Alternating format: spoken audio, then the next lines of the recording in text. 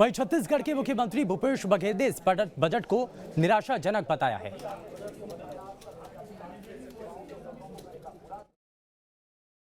छत्तीसगढ़ के लिए भी हम लोग उम्मीद कर रहे थे कि अंबिकापुर से जो ट्रेन चलने वाली थी वो आएगा, जगदलपुर ट्रेन के लिए कोई व्यवस्था होगी। इसमें इस प्रकार की कोई व्यवस्था नहीं है। महंगाई और बेरोजगारी को कम करने की कोई व्यवस्था नहीं है। कैसे नए लोगों को रोजगार मिलेगा, इसमें कुछ नहीं है। और जितने भी खाद्य सामग्री है वो महंगे हो गया। एक चीज़ और, जो श्री अन्न की बात उन्होंने कही, जिसमें कोदो, कुटकी, सामा तक की बात कही गई है, लेकिन उसकी MSP आज तक भारत सरकार ने घोषित नहीं की है। और दूसरी बात यह है कि समर्थन मूल्य खरीदने की भी कोई बात किसानों के लिए नहीं की गई है। तो एक निराशाजनक बजट कहा जा सकता है।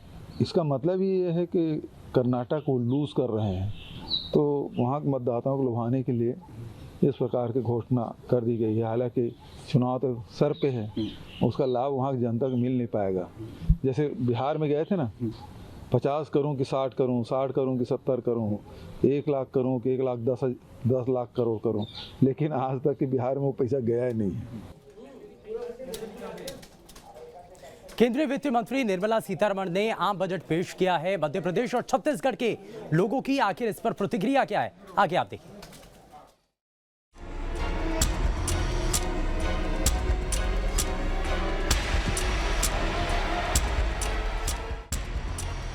वित्त मंत्री निर्मला सीतारमण ने संसद में आम बजट 2023-24 पेश कर दिया है। इस आम बजट में मोदी सरकार ने मिडिल क्लास को बड़ी राहत दी है। वहीं महिलाओं और सीनियर सिटीजन्स का भी ध्यान रखा गया है। इस आम बजट को जहां सरकार देश के विकास के लिए मील का पत्थर बता रही है, वहीं राजधानी भोपाल और इंदौर की जनता भी बजट को ऐतिहासिक बता रही है। मेरे हिसाब से मिडिल क्लास के लिए ये सबसे अच्छा किया है उन्होंने कि 7 लाख से नीचे, मतलब अधिकतर व्यक्ति जैसे 7 लाख से ऊपर वो करता है तो टैक्स में आ जाता है। ये थोड़ा और बढ़ा दिया तो मिडिल क्लास के लिए बहुत बढ़िया है। हमको जो उम्मीद लग रही थी कि नहीं अब मिडिल क्लास के लिए कुछ नया होगा, जो अभी तक नहीं हो पा रहा था वो आज इस समय किया है, बहुत अच्छा किया है। उम्मीदों से बढ़कर ये बजट है। ये बजट निश्चित तौर पे भारत के नए भविष्य को गढ़ने का बजट है। इसमें इंडस्ट्री को लेकर जो क्रेडिट गारंटी फंड है वो इस बार काफ़ी बड़ी मात्रा में बढ़ाया है। बात करें ग्वालियर की तो यहाँ पर आम बजट को लेकर लोगों की अलग अलग प्रतिक्रियाएं सामने आई हैं। ये जो सरकार का आज बजट पेश हुआ है, मुझे नहीं लगता है कि इसमें किसी प्रकार का व्यापारियों को, किसानों को फायदा होगा, क्योंकि जिस प्रकार से इन्होंने टैक्स का जो स्लैब बनाया है उसमें पहले 2.5 लाख की छूट थी, अब 3 लाख कर दी गई है। और इसे घुमा फिरा के ऐसे बोला गया है कि भाई 6 लाख तक की इसमें कोई टैक्स नहीं लगेगा। पर अगर एक आम व्यापारी अगर 7 लाख रुपए साल का कमाता है और वो सरकारी योजनाओं में पैसा नहीं लगाता और उसका खुद का खर्चा 7 लाख रुपए है, तो उसके बावजूद भी उसे टैक्स देना पड़ेगा। सिलेंडर महंगा है, पेट्रोल महंगा है, डीजल महंगा है। केवल एक इनकम टैक्स से ही थोड़ी फर्क पड़ता है। जब आदमी 7 लाख रुपए कमाएगा ही नहीं तो टैक्स की दायरे में आएगा कहाँ से? पहले उसकी कमाई बढ़नी चाहिए, उसके कुछ बचत होगी तभी तो उसमें आएगा। केंद्र सरकार के आम बजट में लघु उद्योगों का भी ध्यान रखा गया है। लघु उद्योगों को बढ़ावा देने के लिए कई प्रमुख योजनाओं की घोषणा की गई है, जिसको लेकर जबलपुर के व्यापारियों और उद्योगपतियों ने केंद्र सरकार की सराहना की है, तो वहीं कई व्यापारियों ने मिली जुली प्रतिक्रिया दी है। बजट एक निस्संदेह अच्छा बजट है और इंडस्ट्री ट्रेड की अगर हम लोग बात करेंगे तो इसमें कई ऐसी चीज़ें घोषित की गई हैं जो कि हम लोगों ने पिछले 2 महीनों से सुझाव जो नियमित तौर पर वित्त मंत्री जी को दे रहे थे। जैसे हम लोग बात करते हैं आज की 39,000 मान लीजिए कंप्लाइंसेस जो हैं, मतलब जो होते थे उसको 39,000 कंप्लाइंसेस को कम किया गया है। आज आम आदमी हिंदुस्तान का महंगाई से जूझ रहा है। युवा रोजगार की तलाश में है, नौकरी की तलाश में, उसके लिए क्या उसमें घोषणा हुई है आप बताइए।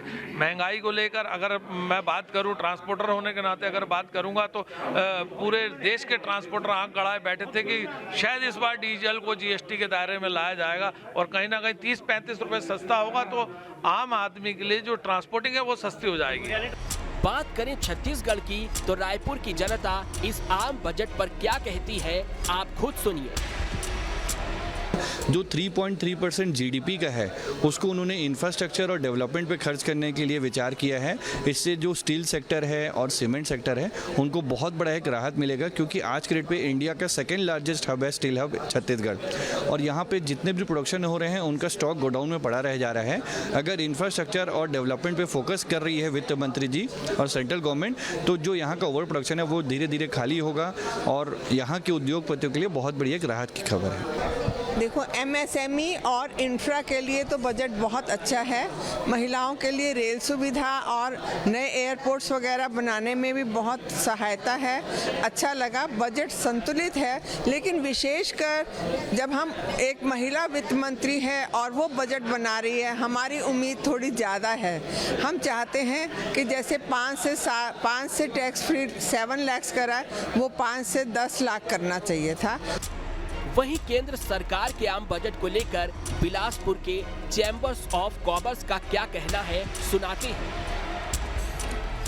Chhattisgarh chamber of commerce and industries की तरफ से जो बजट आज पेश किया गया है उसकी हम बहुत तारीफ करते हैं, क्योंकि इसमें सभी वर्ग के लिए कुछ न कुछ इसमें है। हम व्यापारी वर्ग की जो बहुत प्रतीक्षित मांग थी कि हमको इनकम टैक्स में कुछ रिलैक्सेशन दिया जाए, लेकिन इस बार उन्होंने जो 7 लाख रुपए तक के इनकम में किसी प्रकार से कोई भी टैक्स का स्लैब उसमें नहीं रखा है, कोई भी कैपिंग नहीं रखी है, ये हमारे लिए बहुत ही खुशी की बात है। केंद्र सरकार का ये आम बजट कई मायनों में अहम है। केंद्र सरकार ने आगामी चुनावों को भी ध्यान में रखते हुए बजट में हर वर्ग को साधने का प्रयास किया है। Team news state. देश का आम बजट पेश हो चुका है और व्यापारी वर्ग की मिलीजुली प्रतिक्रियाएं सामने आ रही हैं। न्यूज स्टेट की टीम ने भी